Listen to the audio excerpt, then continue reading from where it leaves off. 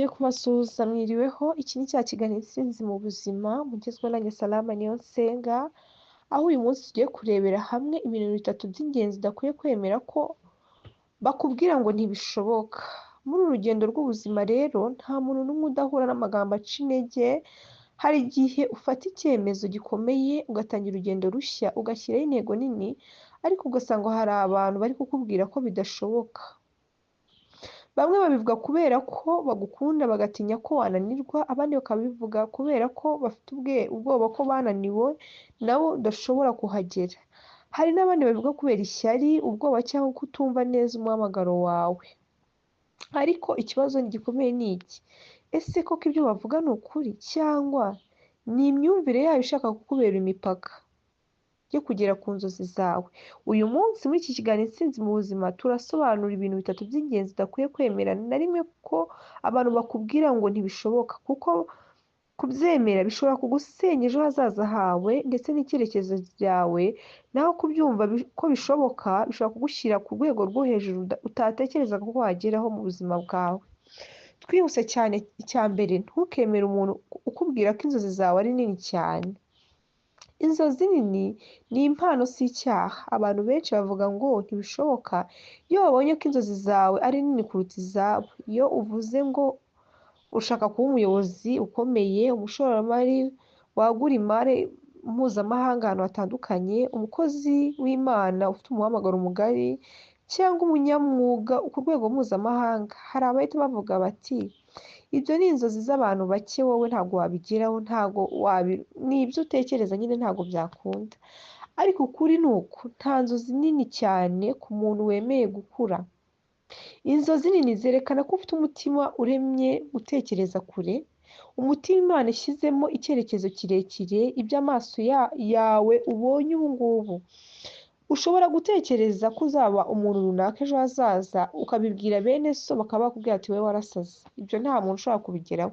Ese wowe urumva wabigeraho? Nyamara koko ushobora kubikora ukabigeraho, nta mpamvu yo gucika intege rero.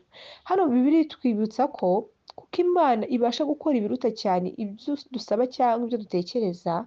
Ni umurongo dusanga mu Befeso 3:20. Niba Imana ibasha gukora ibirenze ibyo dutekereza, kuki wakwemera ko umuntu akubwira ko inzozi zawe ari nini cyane utazazigeraho?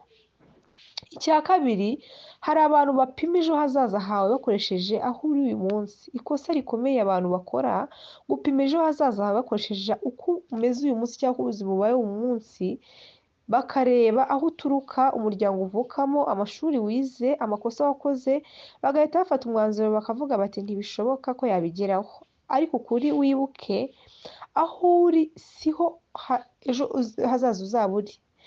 Intangiriro nto ntivuga iherezo rito. Aho uri uyu munsi ntihavuga ko ejo ariko uzaguma umeze uko nguko. Hano turasanga David cyangwa Dawidi yari umwungeri muto udafite izina, ariko Imana yamurebye imubonamo umwami w'ejo hazaza. Yosefu yari umugaragu w'imbohe, ariko Imana yamubonyemo umuyobozi ukomeye wo muri Egiputa. Niba yararebye David bakamubwira ngo ntibishoboka ko yaba umwami, baba baribeshye, kuko yabaye umwami. Yes, igihe yari ari mu ishyamba n'uwo yari kubibwira kumwita umusazi, ariko Imana yo yamubonagamo undi muntu. Niyo mpamvu utagomba gucika intege, aho ugomba kurwana no kugera ku nzozi zawe. Ubuzima bwawe ntabwo bugomba kurangirira aho ngaho uri. Abantu bakavuga ngo ubuzima bwawe bwarangiye aho ngaho, nk'uko Yosefu abamutaye hari ahantu bavuga ko ubuzima bwe burangiriye hari ahantu, ariko Imana yari imufiteho icyerekezo cyiza kandi gikomeye. Iyo wemeye ko inzozi zawe ari nini cyane, urazica mbere y'uko zitangira cyangwa zivuka. Ikibabaje kurusha kunanirwa ni ukwemera ko udashoboye mbere yo gutangira cyangwa kugerageza. Abantu benshi ntibananirwa mu buzima, bapfira nyine mu mitekerereze yabo, ibintu byabo bigahita bikwama, ntibabe bakomeza urugendo rw'ubuzima bwabo bifuza kugeraho. Iyo wemeye amagambo avuga ngo ntibishoboka, uba uciye imizi inzozi zawe, ntube wagera aho ugomba kugera. Ariko iyo ubyanze, uba utangira urugendo rwiza rwo kugera ku nzozi zawe no ku ntsinzi yawe. Ntukemere umuntu uwo ari we wese kukubwira ko inzozi zawe ari nini utazazigeraho. Ahubwo ibibazo uti ni izihe ntambwe nshobora gutangiraho uyu munsi kugira ngo ngere ejo hazaza hanjye heza. Ntukemere ko umuntu akubwira ko watinze cyane. Icya mbere, igihe cy'Imana ntigipimwa n'isaha y'abantu. Hari amagambo ababaza cyane abantu bakunda kubwira abandi, bakavuga bati watangiye utinze, abandi bamaze kugera kure, igihe cyawe cyararenze. Ayo magambo atuma abantu benshi bacika intege, bagahagarara aho bari bageze, bakibaza bati ese ndacyafite amahirwe yo kuba nagerageza? Ariko ukuri ni uku, igihe cy'Imana kirenze igihe cy'abantu. Imana ntikoresha kalendari ya sosiyete cyangwa y'abantu, ikoresha umugambi wayo. Mose yatangiye umurimo we ukomeye afite imyaka irenga 80. Aburahamu yabonye isezerano ryuzuye amaze gusaza. Pawulo yatangiye umurimo we nyuma yo gutoteza itorero. Niba Imana yarategereje abo bantu, kuki wowe utatangira ngo nawe ugere ku nzozi zawe? Hamwe no gusenga Imana, ko Imana ishyigikira imitekerereze yacu ndetse tukagera no ku nzozi zacu bitewe n'imitekerereze ndetse no gukunda icyo tugomba kugeraho, niba koko n'Imana idushyigikiye. Kugereranya urugendo rwawe n'urw'abandi ni ukwicira amahirwe. Abantu bavuga ngo watinze cyane, baba bagukoresheje nyine bafashe aho umwe ageze, mugenzi wawe ageze n'aho wowe uri. Bakavuga bati reba uwo mungana yamaze kubaka, reba uwo mwize hamwe yamaze kugira kure, yamaze gutera imbere. Ariko ntibivuga ko Imana ifite inzira itandukanye kuri buri muntu. Abantu bakubwira gutyo ntabwo baba bazi umugambi Imana igufiteho, ntibaba bazi umuhamagaro wawe. Nyamara buri wese afite ikintu cy'umwihariko Imana yamuzaniye hano ku isi. Ibyawe si iby'undi. Uko umugenzi wawe yagezeho ku kintu runaka cyangwa uko yatangiye akagera ku kintu runaka, ntibivuze ko nawe ariko bizagenda, kuko abo bantu bashobora kuvukira ku itariki imwe ariko ntibavukire ku isaha imwe.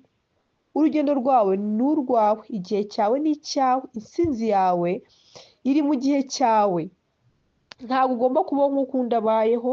Ntushobora kugera aka kanya, abana bashobora kuvuka ari impanga kandi bakavukira, umwe akavuka mu minota 5 undi akavuka mu minota 6 kandi baratwitiye igihe kimwe. Niyo mpamvu rero buri wese agira igihe cye. Watinze mu maso y'abantu ariko uri mu gihe cyo mu maso y'Imana. Hari abantu batangiye hakiri kare ariko ntibagera ku cyerekezo cyabo. Hari n'abatangiye batinze ariko bagenda neza kandi bagera kure. Icy'ingenzi si igihe watangiriye, ahubwo icyerekezo ufite nicyo kigena urugendo rwawe no kwihangana kwawe. Ntukemere umuntu ukubwira ko watinze cyane, ahubwo emera iki: ndimo kugenda mu gihe cyanjye kandi nzagera aho ngomba kugera. Ntukemere umuntu ukubwira ko udashoboye kubera ko uturuka, cyangwa ngo nturuka ahantu haciriritse, cyangwa ejo hashize nakoze amakosa ya n'aya. Aho uturuka ntihahitamo aho ujya. Abantu benshi bakubwira ngo ntubishoboye bagendeye mu mateka y'ahahise, aho uvuka bakavuga bati uvuka mu muryango w'abantu batishoboye, nta muntu w'iwanyu wigeze ubigeraho. Ariko ukuri ni uko aho uturuka ni inkuru yawe yo gutangira, si iherezo ryawe. Imana ikunda gufata abantu aho baturuka cyangwa baturutse ahantu hasuzuguritse cyangwa basuzuguwe, ikabagira ibimenyetso by'ubushobozi bwayo. Amakosa wakoze siyo akuraho umugambi w'Imana igufiteho. Hoya, hari abantu bakwibutsa amakosa wakoze, bakakubwira ko ibyo wakoze byakwandurije, nyine nta hantu ushobora kugera. Wigeze kunanirwa, wigeze gutsindwa, wigeze kugera ku bintu bitari byiza runaka, ariko Bibiliya iravuga iti witegereza ibyahise ntazabona iby'ahazaza. Amakosa si imperuka. Amakosa Imana ishobora guhindura ibikomere bikaba isoko y'imbaraga. Aka kanya ushobora gukosa ikintu gikomeye nawe ubwawe kikagukomeretsa, ariko kikakubera imbarutso y'iterambere ryawe ndetse n'ejo hazaza n'umwanzuro ukomeye wafata mu buzima bwawe. Icya gatatu ni ukwemera amagambo mabi. Ni nko kwiyandikira urubanza, ukumva ko nyine ibintu byacicikanye bidagomba kurangira. Iyo wemeye ko udashoboye kubera aho uturuka cyangwa amakosa wakoze, uba wiyemeje kuguma aho uri, ntiwemere gutera intambwe. Ariko iyo ubyanze, uba ufunguye umuryango mugari w'impinduka mu buzima bwawe. Ntukemere ko umuntu uwo ari we wese kukwambura icyerekezo cyawe cy'ejo hazaza, kukubwira ko we kanaka ntabwo wabigeraho. ukumva ko nyine nawe nyine utabigeraho, aba akwaza ejo hazaza hawe. Iryo ni ikosa rikomeye kandi wazicuza mu gihe kizaza. Uyu munsi rero dusoza, ushobora guhitamo kimwe muri ibi bibiri: kumva amajwi y'abantu akubwira ko bidashoboka, ugacika intege ugahagarara aho ugeze, ndetse no kumva ijwi ry'icyerekezo n'icyizere n'iry'Imana, ndetse ugakomeza urugendo rwawe nubwo byaba bigoranye ariko ukabigeraho.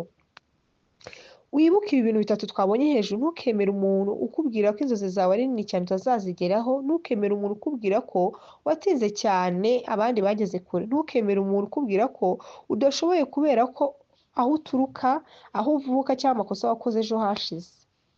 Ibyo ntubyemere, ahubwo bikubera imbarutso yo gukora ukagera ku ntsinzi yawe. Intsinzi itangira mu mitekerereze, igakomereza mu byemezo, igasoreza mu bikorwa. Ejo hazaza hawe haracyashoboka. Ntukemere ko abantu baguca intege. Wowe ubwawe uri umuntu ushoboye. Ibyo wifuza biracyashoboka, ugomba kubigeraho. Mwari kumwe nanjye Salama Niyonsenga rero, mukomeze kudukurikira ndetse muduha n'ibitekerezo muri iki kiganiro cyacu Intsinzi mu buzima. Mwirirweho.